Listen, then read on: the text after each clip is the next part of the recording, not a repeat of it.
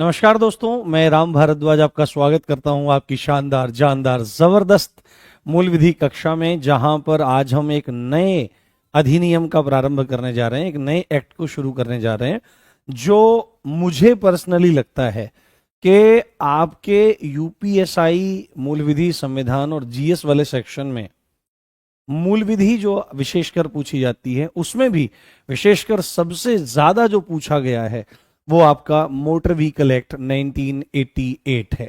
बहुत इंपॉर्टेंट, बहुत शानदार, और शायद ही कोई शिफ्ट ऐसी रही हो जहां पर इसका कम से कम एक प्रश्न न पूछा गया हो। बहुत बड़ा एक्ट है और बहुत ही इंपॉर्टेंट एक्ट है, तो इस एक्ट को आज हम लोग प्रारंभ करने जा रहे हैं।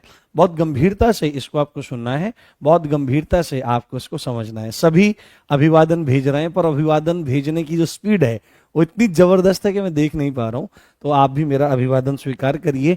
और आज हम कानून की बात कर रहे हैं, और कानून की जब बात हो रही हो और डॉक्टर भीमराव अंबेडकर जी की बात न होवे, ऐसा तो होना संभव ही नहीं है। ये बहुत गलत बात है। तो आप सभी को डॉक्टर भीमराव अंबेडकर जी की जयंती की, जो 14 अप्रैल को प्रतिवर्ष मनाई जाती है, बहुत बहुत शुभकामनाएं। एक महापुरुषों की श्रेणी में जो लोग आते हैं उसी श्रेणी में श्री भीमराव अंबेडकर जी थे। तो आप सभी को मंगल कामनाएं, बहुत बहुत शुभकामनाएं उनकी जयंती की। वो एक युग पुरुष की भांति थे जी, वो एक युग पुरुष की भांति थे। वो एक युग पुरुष थे जिन्होंने देश को एक दिशा और देश की दशा बदलने में पूरा का पूरा सहयोग किया। ठीक है, तो बिना देरी किए शुरू करते हैं। आज हमारा कौन सा हमारा एक्ट है, और नोट्स जरूर बनाइए। कुछ बच्चे बोल रहे थे, एक छोटी सी चर्चा करनी है कि सर आप और ज्यादा इंग्लिश में पढ़ाइए तो हमको दिक्कत होती है। तो एक बच्चे का ऐसा कमेंट आया था मेरे पास, तो मैं आपको बात बताता हूँ। जितनी अंग्रेजी पढ़ानी आवश्यक है उतनी जरूर पढ़ाई जा रही है। यदि आप ये चाहते हैं प्रिय बंधु कि किसी भी फ्रेज को पूरा हिंदी में लिखा जाए और फिर पूरा इंग्लिश में लिखा जाए, तो 8 से 10 महीने लग जाएंगे इस कोर्स को खत्म होने में। और अधिकता जो है वो किन चीज बच्चों की ज्यादा है, हिंदी वालों के बच्चों की ज्यादा है, तो उनका ज्यादा प्रेशर रहता है। वो तो ये कह रहे हैं कि ये इंग्लिश में मत पढ़ाओ, जितना लिख रहे हो ये भी नहीं मत करो। तो बिल्कुल संतुलित तरीके से हम चीजों को लेकर के चल रहे हैं। कोई दिक्कत, कोई समस्या, कोई परेशानी नहीं है। बहुत गंभीरता से पेन, कॉपी, पेंसिल उठा लीजिए और हम लिखते हैं। तो हमारा जो एक्ट है इसका नाम है मोटर वाहन, है ना। मोटर यान अधिनियम भी इसका है, यान भी कह देते हैं। यान का मतलब ही व्हीकल है और यान को ही वाहन कहा जाता है। मोटर यान या मोटर वाहन अधिनियम, ये लिख लीजिए आप, मोटर यान या मोटर वाहन अधिनियम। और ये अधिनियम मूलतः कब का है? ये अधिनियम मूलतः 1988 का है, 1988 का ये आपका अधिनियम है।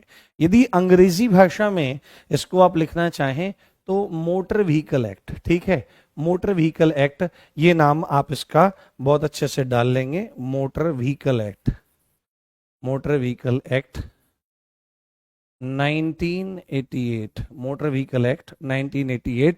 और अगर इसको आप शॉर्ट फॉर्म में लिखने का प्रयास करें तो शॉर्ट फॉर्म में भी आप इसको लिख सकते हैं, M V act, MV act 1988। इस तरह से भी आप इसको बहुत अच्छे से समझ सकते हैं और बहुत अच्छे से याद रख सकते हैं। अब मूल अवधारणा, शुरू में इसकी कोई भी भूमिका बनाने की आवश्यकता नहीं है। सीधे ही हमारे लिए जो इंपॉर्टेंट चीजें हैं, मैंने आपको सबसे पहले क्या बताया था कि किसी भी एक्ट में घुसते ही उसके लिए सबसे जरूरी क्या चीजें होती हैं? इंपॉर्टेंट डेट्स, है ना। इंपॉर्टेंट डेट्स के बारे में हम लोग यहां पर लिखेंगे।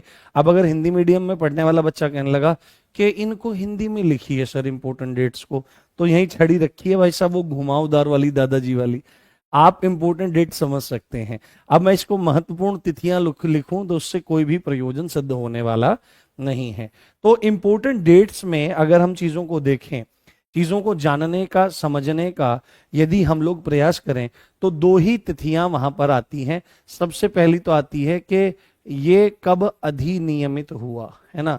ये कब, ये एक्ट कब अधिनियमित हुआ, ये एक्ट कब इनेक्ट हुआ, है ना। ये एक्ट कब इनेक्ट हुआ, और दूसरी तिथि आती है, इसी को पारित होना बोलते हैं, ठीक है, इसी को क्या बोलते हैं, इसी को पारित होना बोलते हैं। तो तीनों चीजें हैं। अभी मैं बस शुरू के एक्ट में ये चीजें बताऊंगा, फिर बार बार इन चीजों को मैं नहीं लिखने वाला।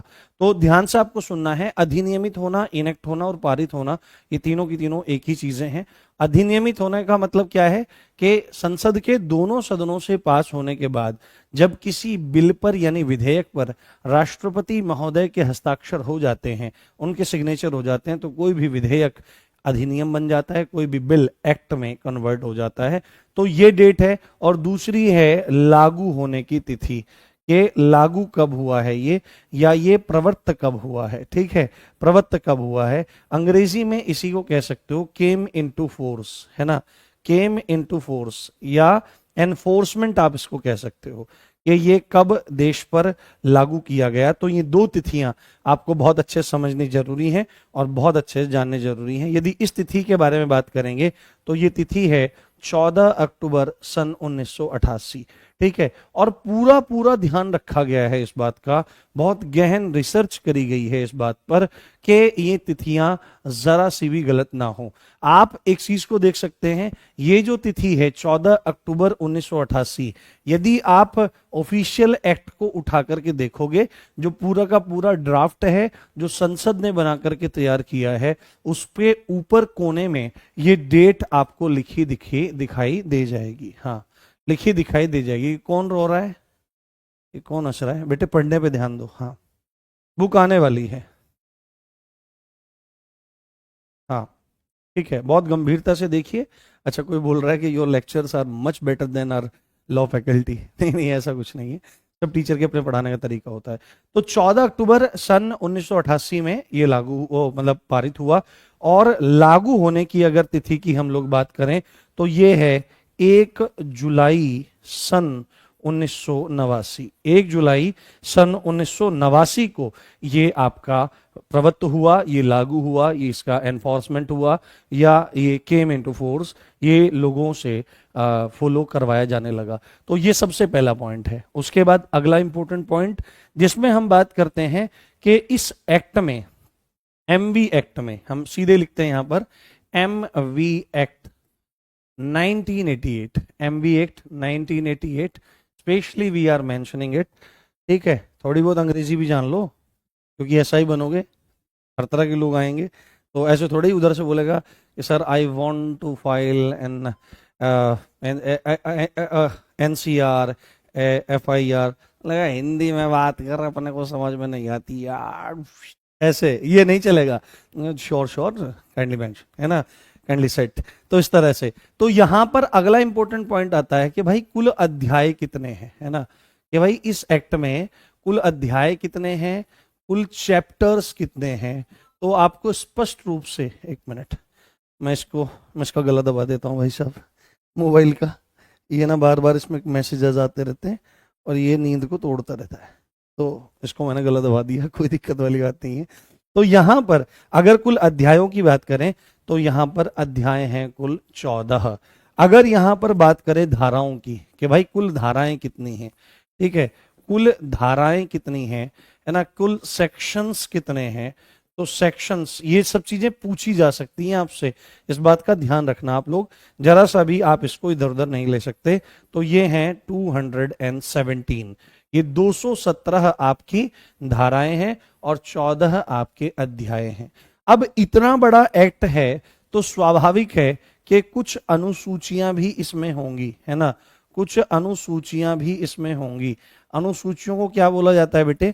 शेड्यूल बोला जाता है, शेड्यूल्स, है ना, शेड्यूल्स बोला जाता है।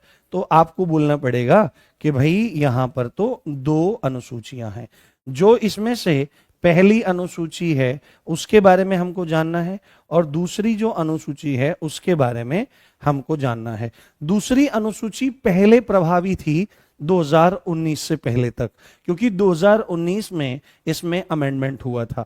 अभी बताऊंगा उसके बारे में कि अमेंडमेंट कब हुआ, कब से वो लागू हुआ। तो 2019 को वो हुआ।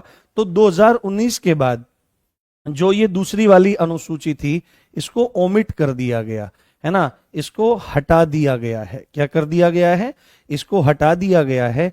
परंतु पहले वाली जो आपकी अनुसूची है, इसका संबंध किससे है? इसका संबंध ट्रैफिक सिंबल से है। किससे? ट्रैफिक सिंबल्स जो होते हैं, ट्रैफिक सिग्नल्स जो होते हैं, उससे इसका मतलब है मैंडेटरी, है ना, मैंडेटरी जो साइंस हैं, मैंडेटरी साइंस हैं, उनसे इसका मतलब है। मैंडेटरी साइंस मतलब महत्वपूर्ण, है ना, या अनिवार्य जो चिन्ह हैं, सड़क चिन्ह इत्यादि हैं, उनके संदर्भ में, अनिवार्य सड़क चिन्हों के संदर्भ में ये अनुसूची आपकी बात करती है। तो ये फैक्ट्स किसी भी एक्ट के अंतर्गत आपको भूल करके नहीं जाने हैं कि कोई भी एक्ट कौन सी तिथि में आपका अधिनियमित हो रहा है, यानी कि पारित हो रहा है, कौन सी तिथि से वह लागू हो रहा है, उसमें कितने अध्याय हैं, उसमें कुल कितनी धाराएं हैं, यदि उसमें अनुसूचियां हैं तो कितनी अनुसूचियां हैं, और कौन सी अनुसूची में क्या वर्णित है, क्या डिस्क्राइब किया हुआ है, वो चीज आपको बिल्कुल भी भूल कर नहीं जानी है। ये बात अच्छे से आप जान लीजिए और ये बात अच्छे से आप समझ लीजिए, ठीक है। तो आइए ऑफिशियली इस एक्ट को शुरू करते हैं, थ्रो आउट, है ना, सीधे सीधे हम इसको पढ़ना शुरू करते हैं सेक्शन 1 से। और मैंने आपको एक चीज बहुत अच्छे से, थोड़ा सा ना मैं गति के साथ चलूंगा, क्योंकि ये जो है आपका एक्ट जो है ये बहुत फेमिलियर है, आपको उसको समझने में बिल्कुल भी कठिनाई नहीं होगी। बाकी एक्ट जो आपने कभी पहले नहीं पढ़ रखे हैं तो उनमें आपकी समस्या है, पर मोटर व्हीकल एक्ट जो है वो हमारी आम जिंदगी का एक हिस्सा है, क्योंकि चालान हमारे होते रहते हैं, ठीक है। आप सब लोगों की कृपा है कि मैं तो बहुत तरीके से चलता हूं, हालांकि नजर ना लग जाए, आज तक मेरा चालान नहीं हुआ है है ना, आज तक मेरा चालान नहीं हुआ है, पर ऐसा ना हो कि भाई गड़बड़ हो जाए। पर मैं कोशिश करता हूं कि सब हेड गियर वगैरह सब चीज पहन करके मैं चलूं, ठीक है। तो एक चीज उसमें बतानी रह गई है, अभी पहले क्या होता था, इसमें ना संशोधन हुआ है एक, ये इसको चालू करने से पहले इसमें एक संशोधन हुआ है ना, इसमें एक सुधार किया गया है। और ये संशोधन कब हुआ है? इसमें ये संशोधन हुआ है इसमें 2019 में, आप लोगों ने ये चीज देखी होगी। और 2019 में जो संशोधन इसमें हुआ है उसके उसके कारण बहुत सारे प्रश्न आपके लास्ट यूपीएसआई में पूछे गए थे। संशोधन होने का क्या कारण था? क्योंकि पहले क्या था कि अगर आप कोई कागज पत्तर लेके नहीं चल रहे हो, डीएल लेके नहीं चल रहे हो, हेलमेट लगा के नहीं चल रहे हो, तो 1988 का कानून है, और 1988 में आप रुपयों की वैल्यू समझो, और 2019 में आप रुपयों की वैल्यू समझो। वहां पर तो उन्होंने लिख दिया था कि भाई 5 रुपए लगेंगे, 10 रुपए लगेंगे, 100 रुपए लगेंगे, 500 रुपए लग सकते हैं। तो उस समय तो बहुत ज्यादा वो होते थे तो ठीक था, परंतु आज के समय में 100-500 रुपए की उतनी वैल्यू नहीं है। तो लोगों में डर खत्म हो गया, ले भाई यार चालान तो कटेगा, 100 रुपए दे देंगे, कोई सी बड़ी बात नहीं है। तो उन्होंने सोचा कि लोग जो ट्रैफिक रूल्स हैं, जो रेगुलेशंस हैं, उनको ढंग से फॉलो नहीं कर रहे हैं, इनके काल पे तमाचा लगाते हैं। तो उन्होंने कहा कि हम जो फाइन है और जो उसकी क्वांटिटी है, जो पैसे हैं, उसको बढ़ा देते हैं। कहीं पे 1000 था तो उसको 10,000 कर दिया है, कहीं पे 500 था तो 5,000 कर दिया है, बढ़ा दिया गया है। फाइन को बढ़ाने के लिए ये जरूरी कदम आपका उठाना पड़ा, है ना, फाइन को बढ़ाने के लिए ये जरूरी कदम उठाना पड़ा। तो इसमें एक प्रश्न आपसे पूछ सकता है कि ये संशोधन जब हुआ, ये हुआ तो 2019 में है, इतना तो हमको पता ही है, ये लागू कब से हुआ है? ये काफी इंपॉर्टेंट पॉइंट आपका हो जाता है कि 2019 का जो संशोधन हुआ ये कब लागू हुआ, तो आपको बोलना है 1 सितंबर 2019 से। कब से? 1 सितंबर 2019 से ये पूरे के पूरे देश में लागू हो गया। 1 सितंबर के बाद अगर किसी का चालान कटेगा तो 2019 में बदले गए जो नियम है, संशोधन विधेयक है, उसके अकॉर्डिंग चीजें आपकी चेंज होंगी। तो ये 3 तिथियां आपको इसमें याद रख लेनी है बिना गड़बड़ किए और बिना, हाँ हाँ सर अब आपकी बारी चालान की अरे अगर तुम दरोगा बनोगे और फिर भी हमारा चालान कट जाए, भाई क्या फायदा तुमको पढ़ाने का है? क्या फायदा तुमको पढ़ाने का? दरोगा बच्चे बनाने का क्या फायदा? चलिए अब ऑफिशियली एक्ट को शुरू करते हैं और सेक्शन 1 की तरफ चलते हैं। तो आप सबको पता होना चाहिए कि सेक्शन 1 हमेशा बात करता है किसके बारे में? संक्षिप्त नाम। कि इस एक्ट का संक्षिप्त नाम क्या होगा, है ना, इसका विस्तार कहां से कहां तक है, और इसका प्रारंभ ये कब आपका अधिनियमित हुआ और ये कब से लागू होगा, इस बारे में हम लोग बात करेंगे। तो संक्षिप्त नाम के बारे में तो हम लोग चर्चा कर ही आए हैं कि संक्षिप्त नाम क्या है इसका। संक्षिप्त नाम तो इसका मोटर व्हीकल एक्ट 1988 है ही, ठीक है। जिसको हिंदी में अगर लिखना चाहें तो सीधा सीधा सीधा मोटर यान अधिनियम, मोटर यान अधिनियम 1988 इसका नाम है। अब मूल बात क्या है, मूल बात है एक्सटेंट की, कि विस्तार कहां कहां तक है। देखो अब से पहले क्या हो रहा था, 2019 से पहले क्या हो रहा था कि जो जम्मू एंड कश्मीर है, वो जम्मू एंड कश्मीर भारत का हिस्सा होते हुए भी बहुत सारे कानून वहां पर लागू नहीं होते थे। जैसे पूरे इंडिया में अपराध की परिभाषा को स्पष्ट करने के लिए तथा किस अपराध के लिए क्या पनिशमेंट दिया जाएगा, क्या दंड दिया जाएगा, इसके लिए 1860 का आईपीसी इंडियन पीनल कोड लागू होता था।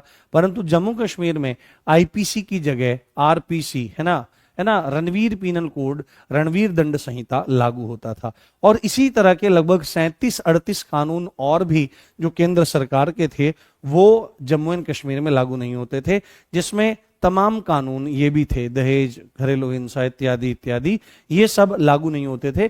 वहां अपने हिसाब से ही वो कानून चलाते थे।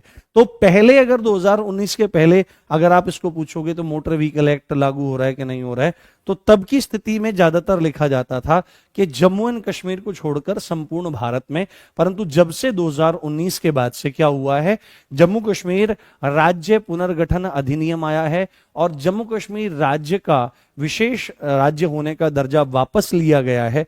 तब से आपके पूरे के पूरे भारत में ये कानून लागू है। तो आप सीधे लिखेंगे संपूर्ण भारत में इसका लागू है, संपूर्ण भारत में लागू। ये जो एक्ट है ये संपूर्ण भारत में लागू है, ये संपूर्ण भारत में आपका प्रभावी है। ये बात अच्छे सुननी है। और प्रारंभ होने की जो डेट्स हैं इनको तो हम देख ही चुके हैं। तो किसी भी एक्ट की पहली धारा हमेशा इन्हीं चीजों के बारे में आपकी बात करती है। आप कमेंट्स ज्यादा कर रहे हो, पढ़ने पे ध्यान नहीं दे रहे हो। हाँ,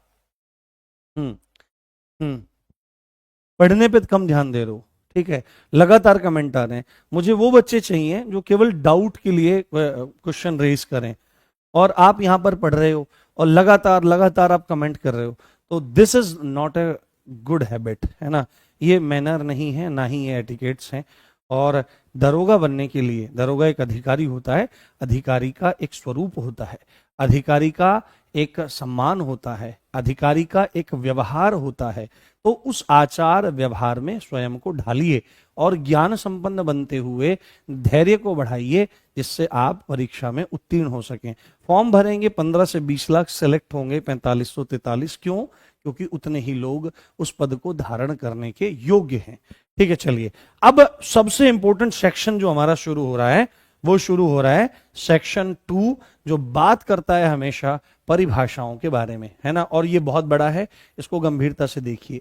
सेक्शन 2 हमेशा बात करता है किसके बारे में? परिभाषाएं, है ना, परिभाषाएं, definition, different definitions, different definitions के बारे में यहां पर बात होगी। क्योंकि पूरे के पूरे एक्ट में आपने देखा 217 धाराएं हैं, तो 217 धाराओं में अलग अलग शब्द प्रयोग किए जाएंगे जो मोटर वाहनों से संबंधित हैं। अब जब वो वहां पर शब्द प्रयोग किए जाएंगे तो हमको एकदम दिमाग में आएगा कि भाई इसका क्या मतलब है, इसको क्या कहते हैं, इसको क्या कहते हैं।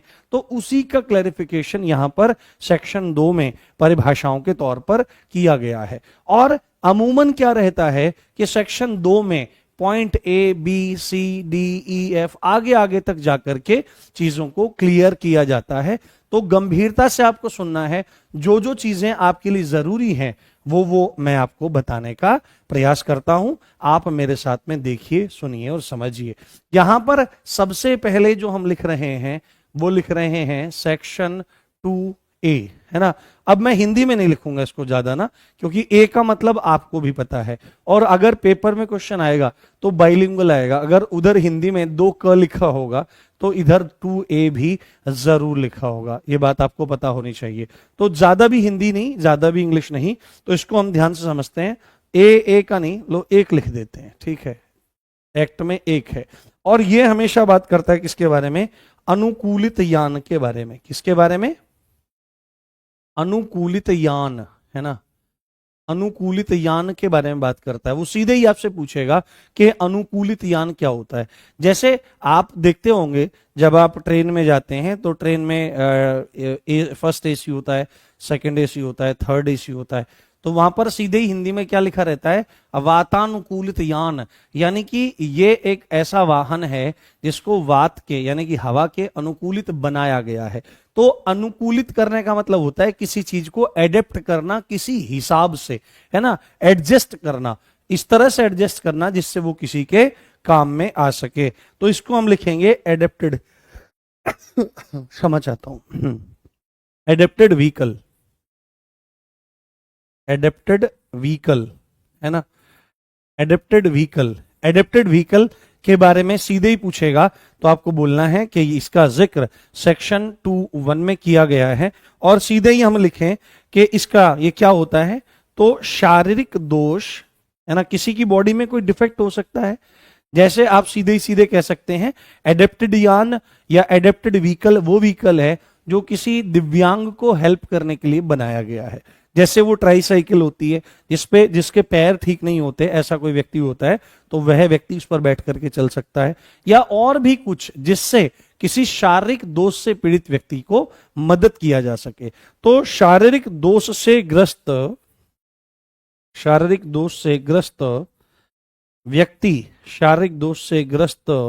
व्यक्ति जो है आपका, व्यक्ति के लिए विशेष रूप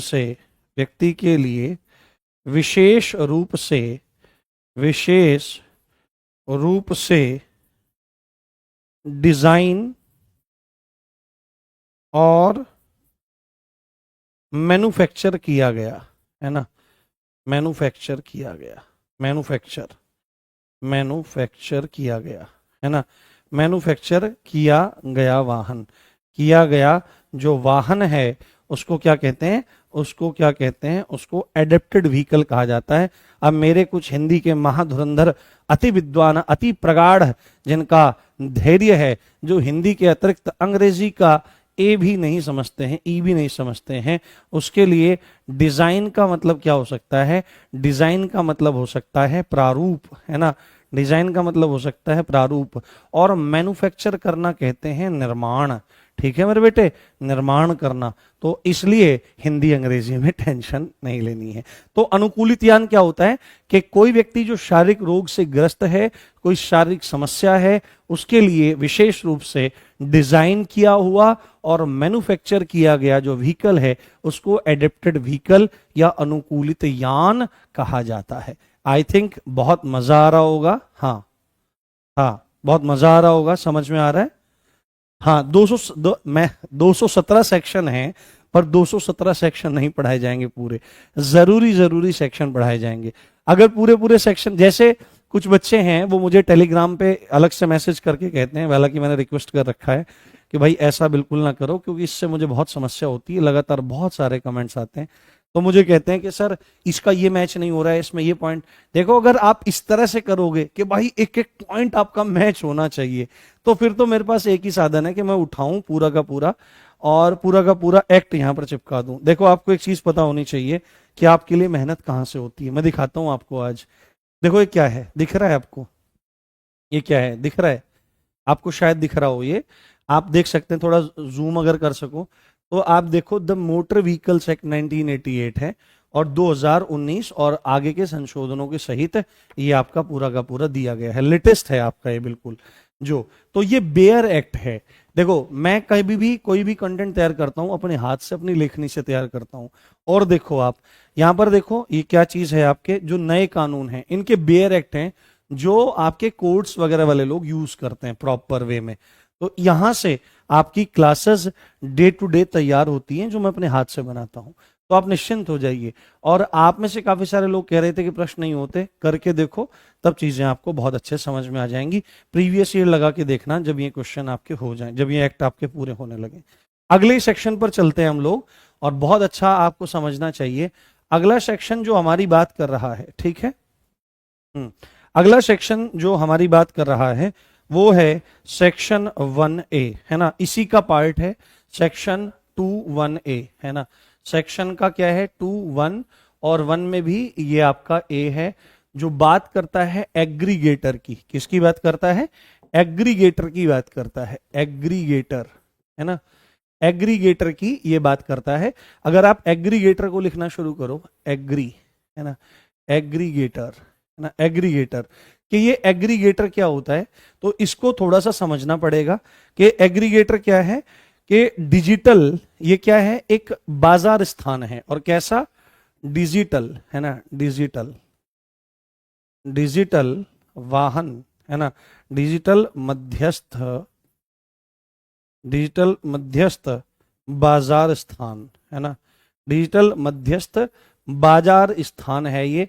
यानी कि एक पोर्टल है जो बिचौलिए के तौर पर काम करता है, जो एक दलाल के तौर पर काम करता है, उसको एग्रीगेटर कहा जाता है। और इसकी अगर परिभाषा के तौर पर हम चलें कि भाई ये होता क्या है, तो सीधे सीधे इसमें एक बात आती है कि जो यात्री, जो क्या काम कर रहा है, यात्री तथा ड्राइवर, यात्री तथा ड्राइवर, यात्री तथा ड्राइवर के बीच, यात्री तथा ड्राइवर के बीच परिवहन हेतु, परिवहन हेतु, परिवहन हेतु, परिवहन हेतु संपर्क का माध्यम बनता है ना, संपर्क का माध्यम बनता है, संपर्क का माध्यम बनता है, उसको एग्रीगेटर कहा जाता है। ठीक है, सीधे सीधे इंग्लिश में क्या कह सकते हो, या आप इसको सीधे ही एक शब्द में बोलना चाहो कि एक डिजिटल मध्यस्थ बाजार स्थान है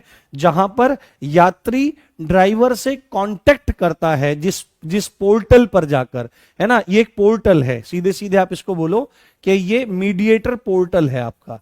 ये क्या है? ये मीडिएटर आपका पोर्टल है जहां पर एक यात्री और ड्राइवर आपस में कनेक्ट कर सकते हैं एक राइड के लिए। जैसे आप इसका एग्जांपल क्या ले सकते हो, जो डिफरेंट एप्स हैं आपके, ठीक है, जो डिफरेंट एप्स हैं आपके, जो आपको इस तरह की सुविधा दे रहे हैं। जैसे आप देखो, ओला हो गया आपका, है ना, उसके बाद आपका उबर हो गया, ओला हो गया, ऊपर उबर हो गया, आपका रैपिडो हो गया, ठीक है, आपको रैपिडो हो गया, या आपका अभी एक चल रहा है ब्लाब्ला, ठीक है, आपने देखा होगा एक ब्लाब्ला चल रहा है। यानी कि जहां पर लोग कांटेक्ट करते हैं कि भैया मेरे को उधर जाने का है, मेरे को छोड़ देगा क्या, तो बोलता है ठीक है। तो जो एक इस टाइप के पोर्टल हैं उनको एग्रीगेटर कहा जाता है, और इनका जिक्र section 2(1)A of motor vehicle act 1988 में किया गया है। ये बात समझ में आ रही है आपको? हाँ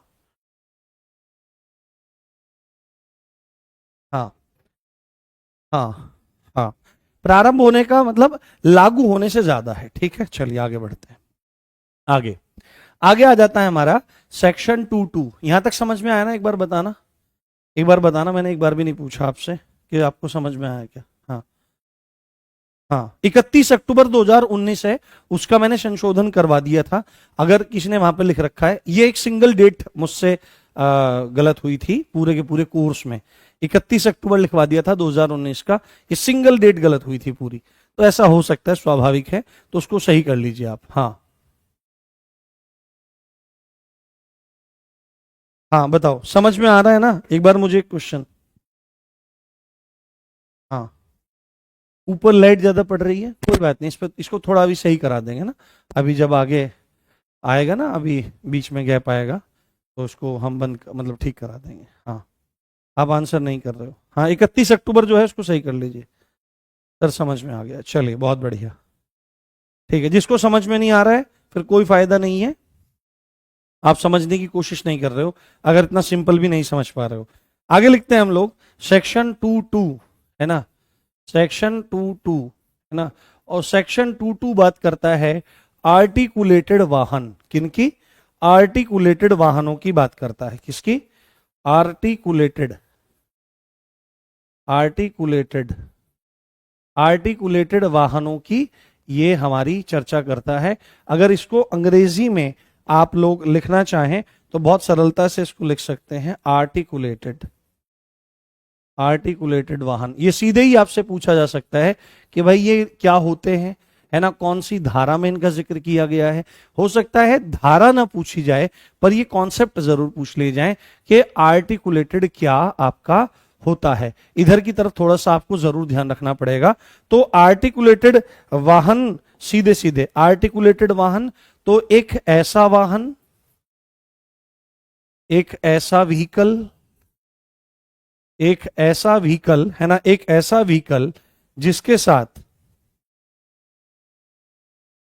जिसके साथ क्या होता है, जिसके साथ सभी, है ना, जिसके साथ सेमी ट्रेलर जुड़ा रहता है। क्या, सेमी ट्रेलर, है ना, जिसके साथ सेमी ट्रेलर जुड़ा रहता है, जिसके साथ सेमी ट्रेलर जुड़ा रहता है उसको आर्टिकुलेटेड वाहन कहते हैं। यानी कि जिसके साथ में ट्रेलर, और ट्रेलर का मतलब सीधे सीधे क्या होता है, ये ट्रेलर जो होता है ना, जैसे बोलते हैं ट्रैक्टर ट्रॉली, है ना, जैसे बोलते हैं ट्रैक्टर ट्रॉली, तो ट्रॉली के सेंस में ये ट्रेलर आपका जा रहा है ना, ये ट्रेलर उस सेंस में जा रहा है जिसके साथ में कुछ जुड़ा रहता है ना, जिसके साथ में कुछ जुड़ा रहता है, ऐसा वाहन आर्टिकुलेटेड वाहन कहलाता है, जैसे ट्रैक्टर ट्रॉली। ठीक है, इसको थोड़ा सा आपको समझना चाहिए। तो सेक्शन 2.2 बात करता है आर्टिकुलेटेड वाहन, एक ऐसा वाहन जिसके साथ सेमी ट्रेलर जुड़ा रहता है, इसको आर्टिकुलेटेड वाहन आपका कहा जाता है। ठीक है, आगे बढ़ते हैं, अब रफ्तार से बढ़ेंगे और एक एक चीज जो अभी आने वाली है ये पेपर में पूछी गई है।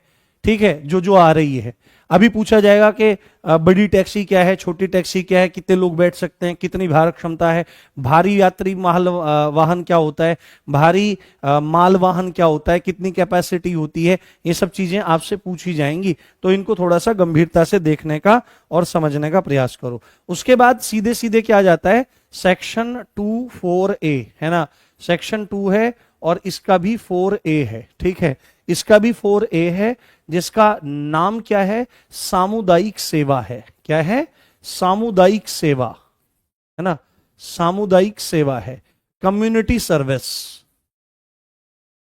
Community service, community service, community service आपकी यहां पर हो जाएगी। इसकी तरफ थोड़ा सा ध्यान देने का प्रयास करो। अब ये जो धारा है ये 2019 के संशोधन से जोड़ी गई है।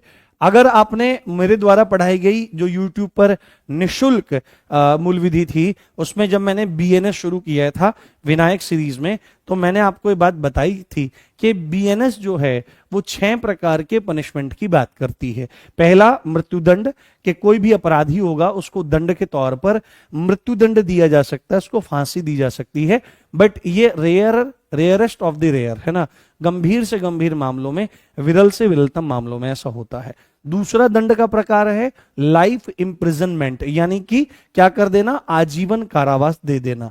तीसरा प्रकार है आपका कारावास, कठोर कारावास, और फिर उसके बाद आपका सादा कारावास आपका आ जाता है। चौथा, है ना, ये 2 प्रकार के, ये 4 दंड हो गए। उसके बाद पांचवा जो दंड आ जाता, पांचवा जो आपका दंड आ जाता है वो आपका क्या आ जाता है, जुर्माना आ जाता है। ठीक है, जुर्माना आ जाता है। उसके बाद आपका आ जाता है कुर्की, है ना, सब कुछ कुर्क कर लेना। और छठा, पहले आईपीसी में काला पानी होता था पर वो अंग्रेज देते थे, और अभी कौन दे, अभी क्या हो गया है, अभी जो 2023 है उसमें एक नया दंड जुड़ गया है जिसमें पैसे देने नहीं होते, बस कम्युनिटी सर्विस करनी पड़ती है। कोई ना कोई आपको समाज की सेवा करनी होगी, हो सकता है आपको ट्रैफिक सिग्नल पे खड़ा कर दें कि तुमको ये काम करना है 1-2 दिन तक, या तुमको साफ सफाई करनी है, तो इस टाइप का। और अगर आप उस कम्युनिटी सर्विस को करने से मना करते हो तो आपको उसके एवज में पैसे भी भरने पड़ सकते हैं जुर्माने के तौर पर, या गंभीर मामला है तो आपको जेल भी उसमें हो सकती है। ठीक है, हाँ हाँ हाँ, ठीक है, इस चीज को ध्यान रखो। तो सेक्शन ये जो है इसको क्या कहते हैं, अवैतनिक सेवा है। ये क्या चीज है, अवैतनिक सेवा है, यानी कि इसको करने के लिए कोई पैसे नहीं दिए जाते। ये एक अवैतनिक सेवा है, ये आपकी फ्री फंड की सेवा है जो आपको करनी पड़ेगी। इसमें सीधे सीधे आप इसमें एक बात लिखो, ये क्या है, ये एक प्रकार का दंड ही है, ये एक प्रकार का पनिशमेंट ही है जो सरकार ने इंट्रोड्यूस किया है सन 2019 के एक्ट में, जहां पर संशोधन हुआ है। इसमें आप लिखो कि ये एक अवैतनिक सेवा है जो, है ना, जो दंड के रूप में, जो दंड के रूप में, जो दंड के रूप में इस एक्ट के रूल्स का उल्लंघन करने वाले को दी जाती है ना। उल्लंघन मतलब रूल्स ब्रेक करता है, जो उल्लंघन करना मतलब रूल्स ब्रेक करना, ब्रेक करने वाले को दी जाती है ना, दी जाती है। इसको आपको ध्यान रखना है। और क्योंकि ये न्यूली एडेड है तो ये काफी इंपॉर्टेंट हो जाता है, और ये बीएनएस में भी ऐड हो गया है तो ये आपके लिए काफी इंपॉर्टेंट हो जाता है। क्लियर, समझ में आ रहा है? हाँ गुरुजी क्वेश्चन नहीं बन रहे हैं बेटे, अभी तो एक एक्ट ही पढ़ा है, अभी क्वेश्चन कैसे नहीं बन रहे हैं? इतनी जल्दी जो आपको हो रही है ना, ये जल्दी आपके लिए बहुत घातक है। अभी तो कोर्स जस्ट शुरू हुआ है। जो आपने आरटीआई करा है क्वेश्चन लगाओ आप, अगर नहीं हुए तो मुझे बताओ आप। हो सकता है कोई भूला भटका एक आध सवाल ना हो, पर 99.99% क्वेश्चंस आपके उस कंटेंट से हो जाएंगे। ये पूरा विश्वास है मुझे, मैंने इतनी मेहनत से कंटेंट बनाया है। हाँ 31 अक्टूबर नहीं करना है, उसको हटा देना है, 1 सितंबर करना है। मैंने ये बात 2-3 बार बोल दी है, आप गंभीरता से चीजों को समझें और देखें। तो सेक्शन 24 है, इसके बारे में बात करता है। आगे फटाफट के अंदाज में चलते हैं और देखने का प्रयास करते हैं। अब यहां पर आ जाता है हमारा सेक्शन 25। क्या आ जाता है? सेक्शन 25 आ जाता है, जो कंडक्टर की परिभाषा देता है। किसकी? कंडक्टर, है ना। कंडक्टर जैसे होता ना कि भाई तू क्या बनेगा? भाई साहब मैं तो ड्राइवर बनूंगा। देखिए बचपन में गेम खेलते थे ना, हम लोग भी खेलते थे। बहुत ही मतलब बहुत ही मध्यम परिवार हमारे, मतलब जैसे परिवार में थे तो सब लोग हमारे दादाजी परदादाजी सब गवर्नमेंट जॉब में थे, ठीक है, और ज्यादातर सब शिक्षा विभाग में थे, और बिल्कुल सच्चे धन से, है ना, जो मेहनत से जो अर्थ घर में आता था उसी से जीवन यापन होता था। जमीन जायदाद कुछ विशेष ना खरीदी, ना इच्छा थी, न थी, ठीक है। तो वो ऐसे जीवन यापन करते थे, तो बहुत सामान्य जीवन था। तो उसके बाद धीरे धीरे फिर स्थितियां उभरी। पिताजी भी अभी हमारे सरकारी सेवा में ही हैं, तो उन्होंने फिर हमको चीजें सुविधाएं दी, हमने फिर प्रयास किया। तो धीरे धीरे प्रयास कर रहे हैं कि कुछ लाइफ में बेहतर हो। और मेरा तो गोल ये है, आपका गोल ऐसा ही बनना है। मेरा गोल ये है कि मैं अधिक से अधिक लोगों को पढ़ाऊं, है ना। जितने भी लोगों को जरूरत है शिक्षा की, वहां तक शिक्षा को पहुंचाऊं। शिक्षा वह शेरनी है जो इसका दूध पीता है वो दहाड़ता है ना। संभवतः ये पंक्तियां डॉक्टर भीमराव अंबेडकर जी की ही हैं। तो मेरा मन है कि मैं अधिक से अधिक लोगों को पढ़ाऊं, जो कि खाली आपके कंपटीशन फील्ड के ना हो, जन सामान्य लोग भी हों। पर उसके लिए बहुत धनराशि, बहुत ज्यादा रिसोर्सेज की जरूरत पड़ती है, जिसका भी मेरे पास बहुत अभाव है, ठीक है, स्पष्ट। तो कंडक्टर की परिभाषा है, कंडक्टर, है ना, कंडक्टर, कंडक्टर की परिभाषा, ठीक है। ये पूछा जा सकता है आपसे कि कंडक्टर की परिभाषा कौन सी धारा में है, तो आपको सीधे ही बोलना पड़ेगा कंडक्टर की परिभाषा आपका सेक्शन 25 में है। तो सीधे ही कहा गया है कंडक्टर वह व्यक्ति है, कंडक्टर वह व्यक्ति है ना।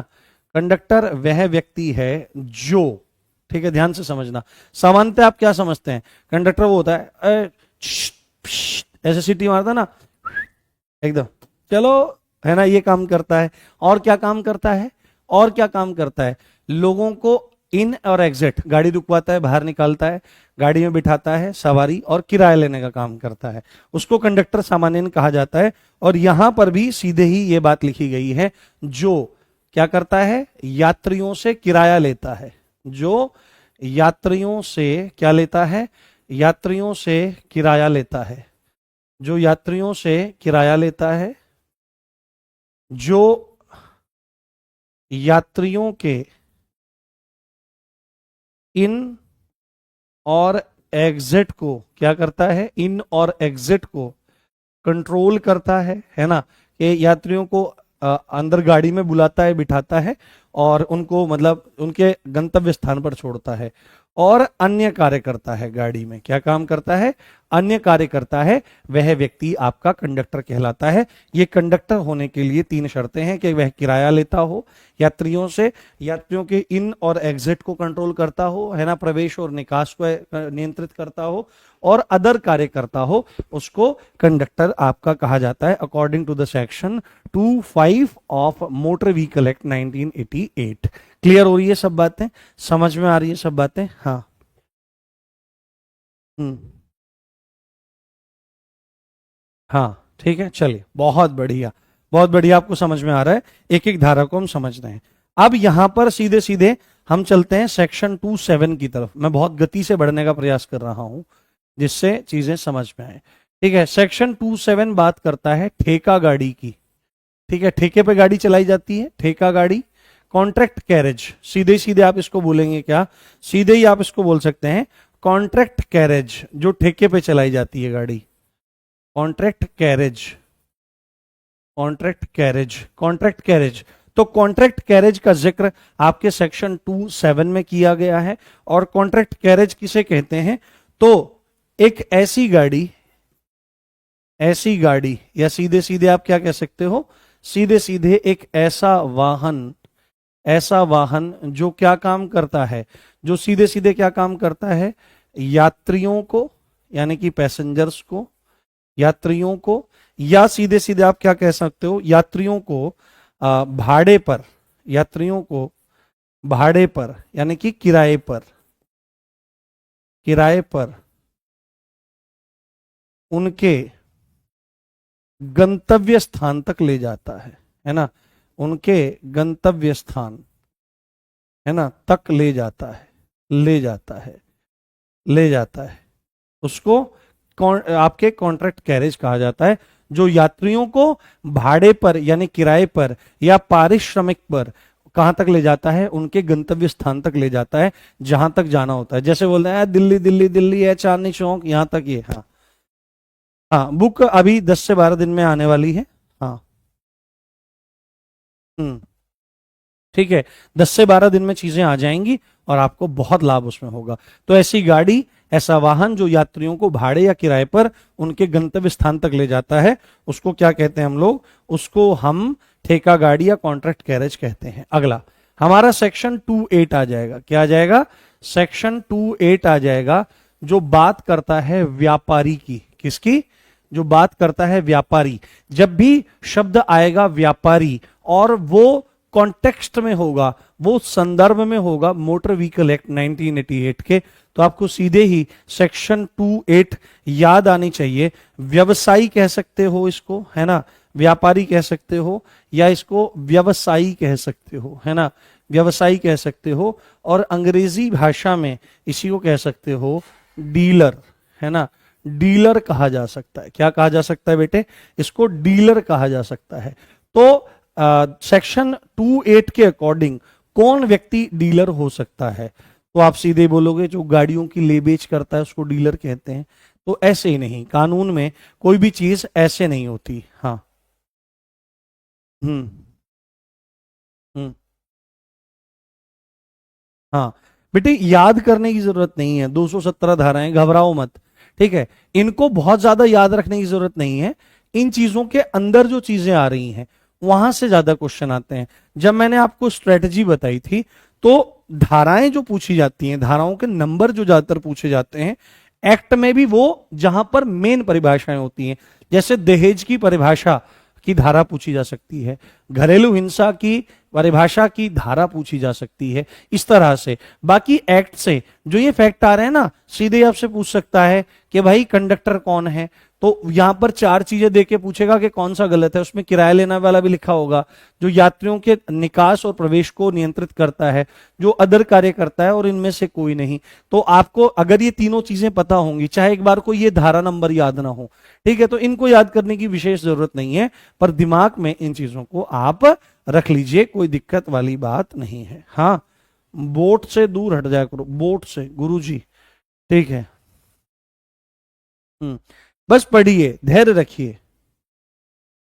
हाँ यार, कैसे कैसे प्रश्न पूछते हो बेवकूफों वाले। ये क्लासेस बेसिक लॉ के लिए सफिशिएंट है। तो सच बताऊं भाई साहब, गुस्सा आ जाता है सुनको, लाठी कहाँ है हमारी, थोड़ा सा बिहेव करो, है ना, लाइक एन ऑफिसर। पता नहीं क्या ये मतलब झक मार रहे हैं हम लोग यहाँ, ये इतना मतलब सब, ये सब डिवीजन पढ़ रहे हैं, है ना, आपका सेक्शन है, सब सेक्शन, उसमें धारा 2, 5, 7 ऐसे पढ़ते जा रहे हैं, तो मतलब कुछ नहीं है, ये झक मार रहे हैं हम लोग। पता नहीं क्या भाई सब तुम क्या करते हो। तो डीलर किसको कहते हैं, इसको ध्यान से सुनो। तो सीधे ही गाड़ी में क्या होता है, गाड़ी में एक चेसिस नंबर होता है, आपने देखा होगा, जिससे गाड़ी की पहचान होती है। तो सीधे ही सीधे जो क्या काम करता है, जो चेसिस चेसिस नंबर होता है, उससे गाड़ी पहचान हो जाती है। वो कहां पे होता है, आपने बाइक अगर देखी होगी तो जहां पर हैंडल होता है, हैंडल के नीचे जो एकदम गोल पाइप रहता है, उस पर उकेरा रहता है, तो चेसिस की बात है। तो जो चेसिस से जुड़ने के लिए, जो चेसिस से जुड़ने के लिए, जो चेसिस से जुड़ने के लिए गाड़ी की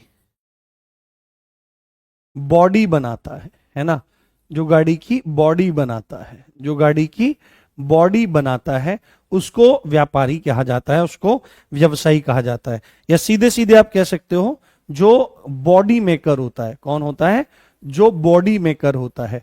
तो बॉडी मेकर कौन हो सकता है, आपको पता है कि बॉडी मेकर नए भी हो सकते हैं, पुराने भी हो सकते हैं।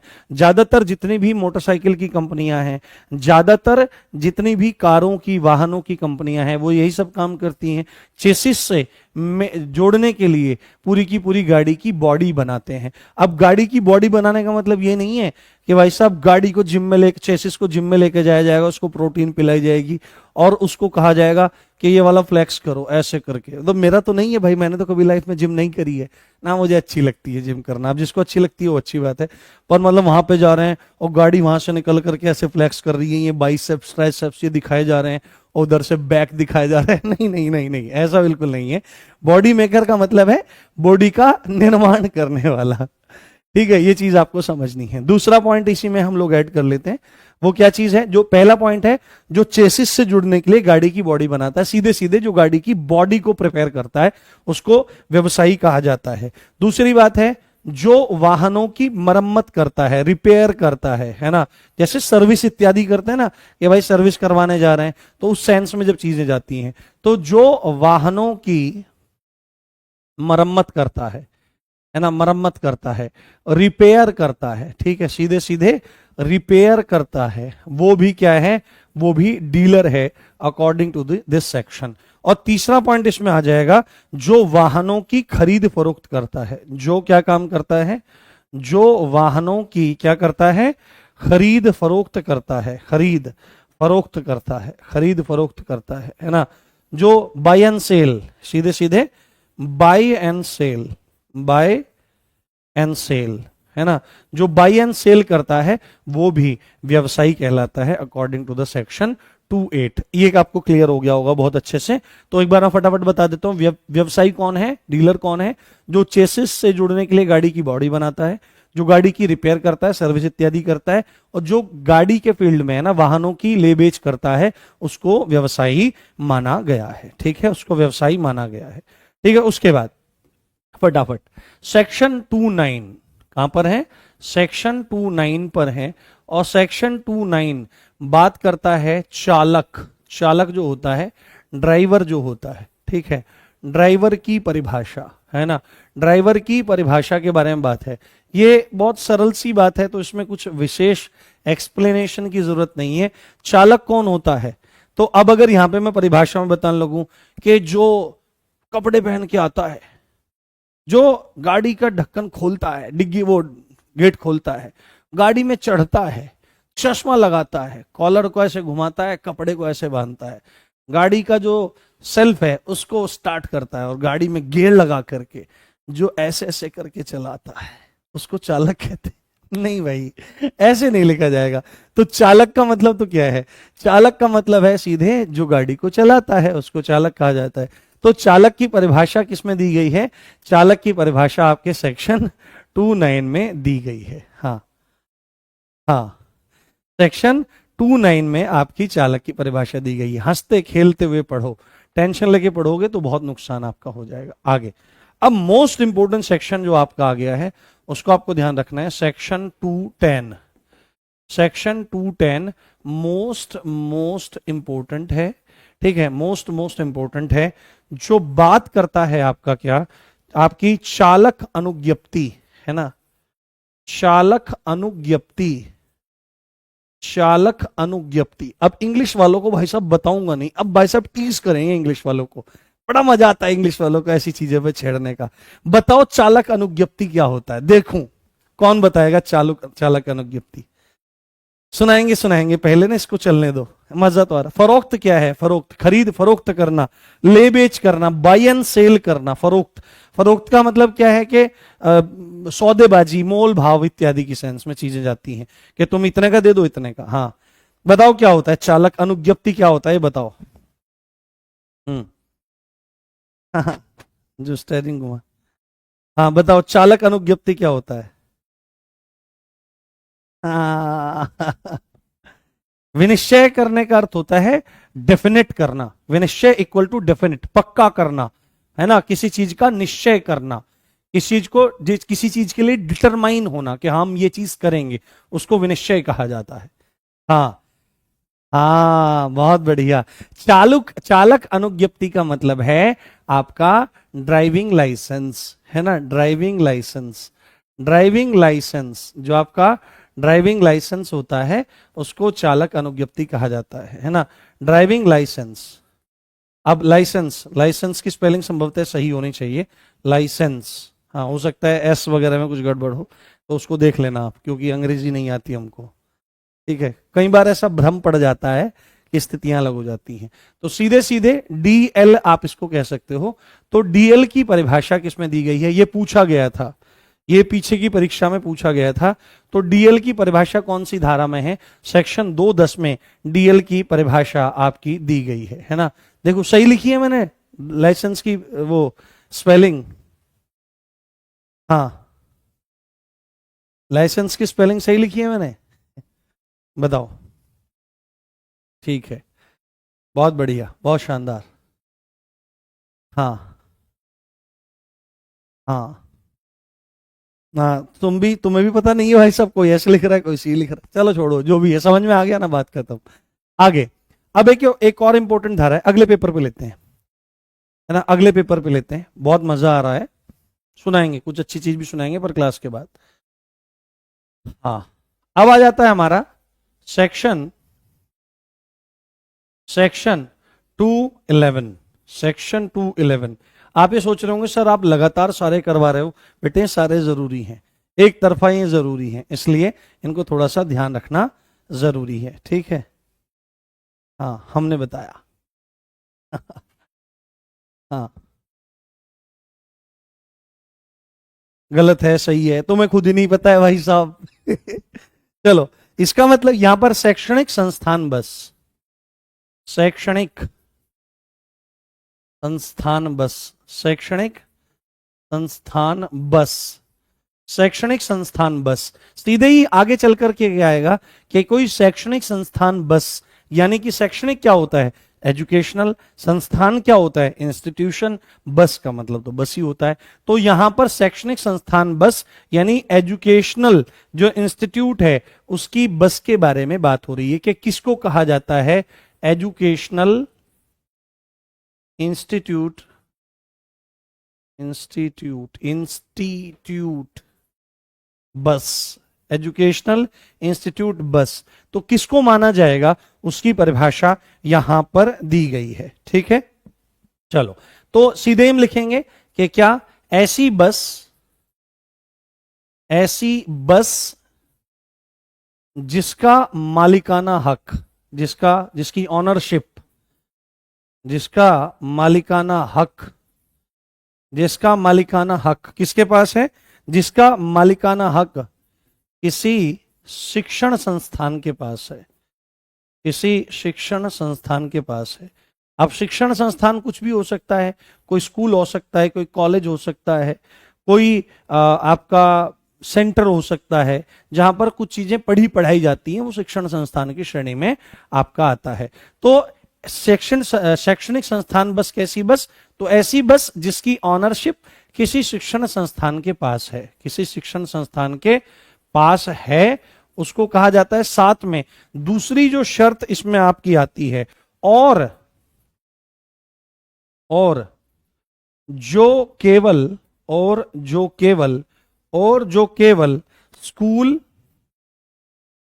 कॉलेज, जो केवल स्कूल कॉलेज या शैक्षणिक संस्थान, है ना, शैक्षणिक संस्थान के छात्रों या स्टाफ को, स्टाफ मतलब स्कूल स्टाफ के लिए उपयोग होती है ना, उपयोग होती है, उसको शैक्षणिक संस्थान बस कहा जाता है। इसका जिक्र सेक्शन 211 में आपका किया गया है। क्या कहां किया गया है? सेक्शन 211 में। तो शैक्षणिक संस्थान बस, एजुकेशनल इंस्टीट्यूट बस मींस जिसकी ऑनरशिप किसी एजुकेशनल इंस्टीट्यूट के पास है। दूसरी बात है, जो किसी स्कूल कॉलेज के बच्चों को या वहां के स्टाफ को परिवहन करने के लिए यूज होती है, ट्रांसपोर्टेशन के लिए उनके यूज होती है, बाकी किसी काम में यूज नहीं होनी चाहिए, तो उसको एजुकेशनल इंस्टीट्यूट बस कहा जाएगा। Is that clear? Kindly mention in the comment box. जी, आप बहुत सारे कमेंट कर रहे हो, तो हाँ सर, चेसिस क्या होता है? चेसिस एक ना नंबर, एक गाड़ी का एक महत्वपूर्ण हिस्सा होता है जिस पर आइडेंटिफिकेशन लिखा रहता है किसी भी गाड़ी का, एक प्रॉपर नंबर होता है जिससे उस गाड़ी की पहचान आपकी होती है। ठीक, क्लियर हो गई बात? हाँ, इसमें अभी क्वेश्चन की शीट नहीं देंगे हम, है ना, क्योंकि इसमें ऐसा कुछ नहीं है कि क्वेश्चन की शीट देने की आवश्यकता है। आप, ये कोई वैसा सब्जेक्ट नहीं है कि इसके लिए शीट देनी पड़े। शायद शीट तो मैथ्स में, रीजनिंग वगैरह में, जहां पर टीचर प्रैक्टिस करवा रहे हैं। यहां पर तो मैं अपना क्वेश्चन पे आपको प्रैक्टिस करवाऊंगा, आप पढ़िए और चीजों को रिवाइज करिए बस। समझ में आया? ये बात बता दीजिए। हाँ, चलिए बताएंगे सब, क्वेश्चन वगैरह सब बताएंगे। ठीक है, ठीक है, आगे बढ़ते हैं। अब सेक्शन 212 की तरफ आगे बढ़ते हैं। कहां बढ़ते हैं? सेक्शन 212, है ना, सेक्शन 212। किराया क्या होता है? किराया जो होता है, किराया या जो आपका फेयर कहते हैं जिसको, ये फेयर, तो किराए की परिभाषा किसमें दी गई है? किराए की परिभाषा आपकी दी गई है सेक्शन 212 में। सीधे ही पूछा जाएगा कि किराए की परिभाषा किसमें दी गई है, तो आपको बोलना पड़ेगा मोटर व्हीकल एक्ट के सेक्शन 212 में किराए की परिभाषा दी गई है। तो किराया क्या होता है? तो जहां पर कोई सामान पहुंचाने के लिए जो शुल्क लिया जा रहा है, या यात्री को एक स्थान से दूसरे स्थान तक पहुंचाने के लिए जो शुल्क लिया जा रहा है, वही किराया है। तो उसमें कुछ विशेष बात करने की आवश्यकता नहीं है। अब कान खोल लो, और सबसे इंपॉर्टेंट बात बताने जा रहा हूं, यहां पर लिख लो, द मोस्ट इंपॉर्टेंट सेक्शन अब तक का, वो ये है section 212A। Section 212A most important है, पूछा गया था पिछली बार, लिख लो इस बार भी जब पेपर आएगा, और अच्छा व्यक्ति अगर पेपर बना रहा होगा तो ये क्वेश्चन जरूर जरूर पूछेगा। इसको 212 क भी कह सकते हैं, ए भी कह सकते हैं। ये सन 2019 में जोड़ा गया है। क्या हुआ है? 2019 में इसको ऐड किया गया है, और ये है गोल्डन आर। क्या है? गोल्डन आर, है ना, गोल्डन आर। हिंदी में क्या कहते हैं? स्वर्णिम घंटा। क्या कहते हैं? स्वर्णिम घंटा, स्वर्णिम घंटा, गोल्डन आर मोस्ट इंपोर्टेंट है, ये पेपर में आपका पूछा गया है, गोल्डन आर। हाँ सर, नेक्स्ट क्लास भी है, चलो। हाँ, तो कोई बात नहीं, चलो यहीं तक रखते हैं, क्योंकि 5 बज गए हैं बेटे, और कुछ बच्चे परेशान हो जाते हैं कि अगली क्लास भी है। इस बात पर ध्यान रखने की बजाय कि कोई धारा शुरू हो गई है, जस्ट वो 2 मिनट में, 2.5 मिनट में पूरी हो सकती थी, पर कोई बात नहीं, अभी क्रम ब्रेक हो गया है, तो इसको हम नेक्स्ट क्लास में जारी रखेंगे आपका। और मैं आपको एक बात पहले ही बता देता हूं, जितने भी लोग हैं कृपा करके मेरी बात ध्यान से सुनिए। आज संभवतः कल आपकी क्लास न हो पाए, ठीक है, ये क्लास आपकी ना हो पाए, तो उसका कारण यह है कि हमारे जो बहनोई हैं, है ना, उनकी बहन का आज विवाह है। यद्यपि मुझे जाना तो बहुत पहले चाहिए था, 1-2 दिन पहले जाना चाहिए था। बिल्कुल खास घर में विवाह है, आप समझ सकते हैं, हमारे जो जीजा जी हैं उनकी बहन का विवाह है। पर आपका ये बैच जस्ट स्टार्ट हुआ है, तो ज़्यादा डिफरेंस इसमें ना पड़े, इसलिए मैं फिर आज शाम को विवाह है और पहुंचना है मुझे 50-60 किलोमीटर दूर अभी। तो संभवतः रात भर आज वहीं रहना होगा, तो कल पढ़ाने की स्थिति रहेगी नहीं, क्योंकि वहां से फिर आना भी है, तो दोपहर हो जाएगी। तो यदि संभव हुआ तो मैं पूरी कोशिश करूंगा कि क्लास हो, पर उसके चांसेस पॉइंटों में हैं। तो आप ये मान करके चलिए कि कल की क्लास नहीं होगी, और अगर होना होगा तो फिर मैं आपको सूचित कर दूंगा। तो चलिए, इसी अच्छी बात के साथ आप देख रहे थे मुझे, हाँ, मेरा नाम है राम भारद्वाज। मिलते हैं कल, अपना ध्यान रखिए, और कल का मतलब नेक्स्ट क्लास में। लव यू गाइज, अपना ध्यान रखिए, अच्छे से पढ़ते रहिए, रिवाइज करते रहिए। जय हिंद, जय भारत, बाय।